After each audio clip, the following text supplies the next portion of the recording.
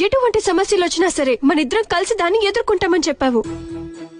కానీ అవకాశం వచ్చినప్పుడు తన ప్రేమికురాలతో నిల్చోటానికి, తనకి రక్షణ కల్పించటానికి, తనకి తోడుగా ఉండటానికి అప్పుడు నువ్వు పారిపోయావు. నన్ను ఒంటరిగా విడిచిపెట్టేశావు. ఒక్కసారి కాదు, 2-3 సార్లు నువ్వు నా నమ్మకాన్ని కోల్పోయేలా చేశావు. రాధా, నువ్వు ఈ విషయాన్ని ఈ దృష్టికోణంలో ఎందుకు చూడట్లేదు? ఎప్పుడెప్పుడైతే నేను నీకు తోడుగా లేనో అప్పటి వరకు నువ్వు నీ యొక్క సామర్థ్య బలంతో అసంభవాన్ని కూడా సంభవం చేసి చూపించావు. ఈ విషయాన్ని నువ్వెప్పుడైనా ఆలోచించావా? అసంభవాన్ని సంభవం చేసింది నేనదంతా నా యొక్క యోగ్యత ఇంకా బలంతో చేశాను కృష్ణ.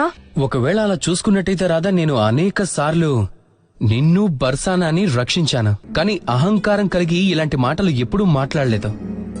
ఎందుకంటే రాధా, మంచి పనులు చేయటానికే ఉంటాయి, చెప్పుకొని మన యొక్క అహంకారాన్ని పెంచుకోవటానికి కాదు.